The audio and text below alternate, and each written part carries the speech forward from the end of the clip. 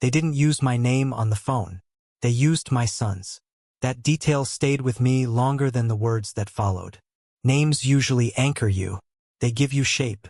But when she said his name, carefully, like it was something fragile she might drop, the rest of the world loosened its grip. The teacher's voice had the practiced calm people use for insurance claims, traffic updates, and emergency drills that everyone pretends won't be needed. She didn't rush. She didn't hesitate. She followed a script written by experience. 7 seniors, she said. After practice. Locker room. Each phrase landed separately, like items being placed on a counter. Your son collapsed.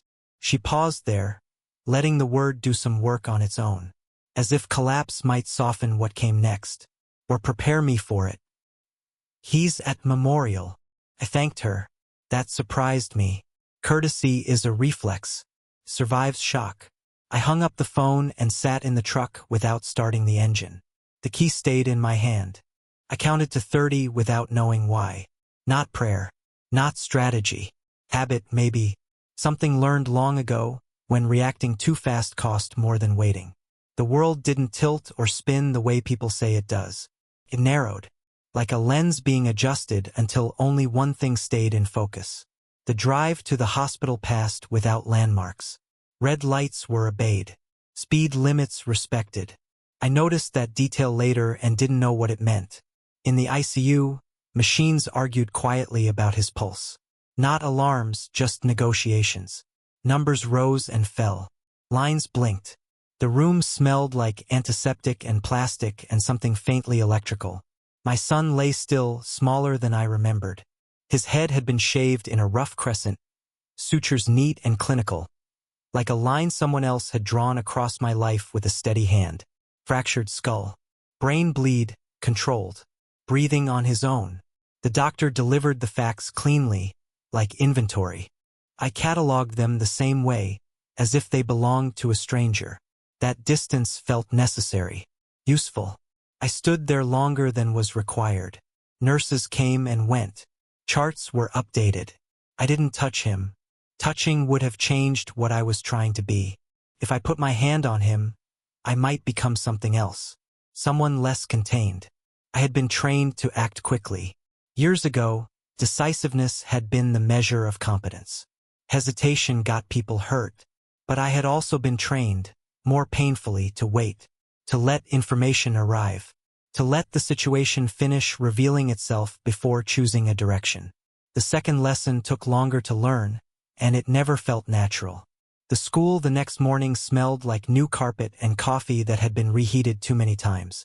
A place trying to appear orderly after something messy. I asked for the principal at the front desk. I didn't raise my voice.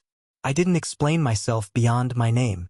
The receptionist looked at the screen before looking at me, already slotting me into a category. The principal did the thing administrators do when they've decided where you fit before you sit down. Practiced neutrality.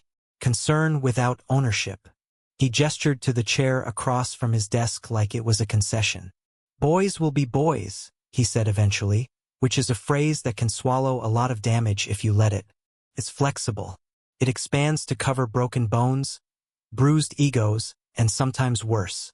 I told him my son was in intensive care. He leaned back. He didn't apologize.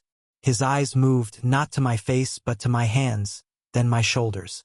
Like he was inventorying a problem he had already priced out. What are you gonna do? He said, smiling. Soldier boy. It wasn't aggressive. That was the point. It was familiar. Dismissive. A shortcut to dominance that only works if the other person agrees to play. I didn't respond. Silence has weight if you let it. I let it sit between us, heavy and unbroken, until he shifted and cleared his throat. Outside, the flag snapped once in the wind. A sharp, sudden sound. It reminded me of signals I had learned to recognize and ignore. Not every signal requires a response. The argument started on the drive home. It always starts there, in the quiet where the past thinks it still has jurisdiction. Protective rage is efficient. Promises clarity. It offers a straight line from injury to action. Moral restraint is slower. It asks for documentation, witnesses, timelines.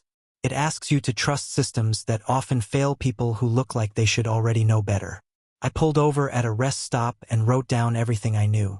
Times, names, the practice schedule, who was on duty, who had access to the locker room. I wrote until the page was full and then turned it over and wrote more. I called the hospital and asked for records. Not summaries, records. I called a friend I trusted to speak plainly, not kindly. I did not call anyone who would enjoy the work. People who enjoy this kind of thing tend to make it about themselves. The players went in one by one over the next 3 days. Not together. Not theatrically. There were no confrontations in hallways.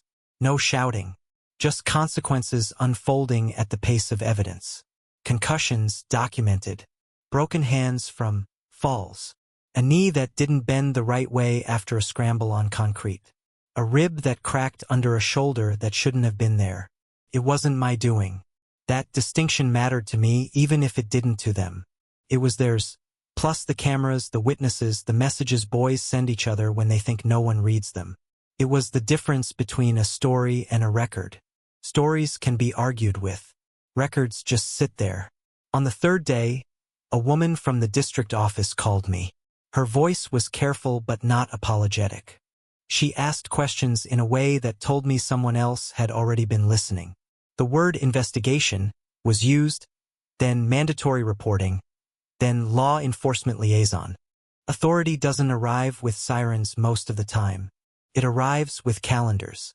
Meetings scheduled weeks out. Email chains with too many people copied. The slow, grinding sound of process finally engaging. My son woke up that afternoon. He asked for water first. Then, after a while, he asked if he was in trouble. That question cut deeper than the injury. I told him no. I told him he was safe. He watched my face while I said it, measuring whether that was still true. The other fathers showed up at my door after dark. 7 had become 4 by the time they found my address. 2 carried bats like they were props in a play they hadn't rehearsed. They stood too close together. They expected anger. They expected shouting. They expected a story where men like me played a part they recognized. I opened the door and stepped onto the porch so they didn't have to look into my house. The light came on behind me, framing me in a way I didn't ask for. "We just want to talk," one of them said. His voice shook. It might have been the cold, or the realization that this wasn't going to go the way he'd imagined. "I don't," I said. Another took a step forward. "Our boys are hurt." "So is mine," I said. I kept my hands where they could see them. That was deliberate. The difference is the hospital knows why. There's a moment when men realize they're not negotiating with force, but with exposure. It's quieter than fear of violence. It's the fear of daylight. It makes people put things down. A police cruiser rolled past at the end of the street. Slow. Not for us exactly. For the idea that this neighborhood was being watched now. That things had changed. They left without saying what they had practiced saying. The bats rested against their thighs like afterthoughts. One of them turned back and asked, almost politely, if I was going to ruin their sons' lives. "No," I said.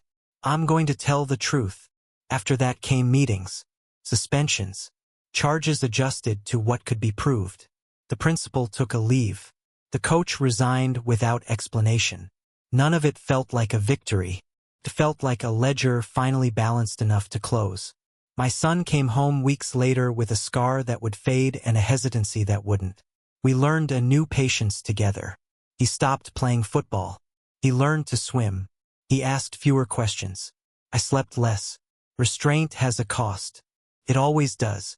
But it also preserves something you can't reclaim once you spend it. Sometimes, late at night, I think about how easy it would have been to choose a different path. How fast. How final.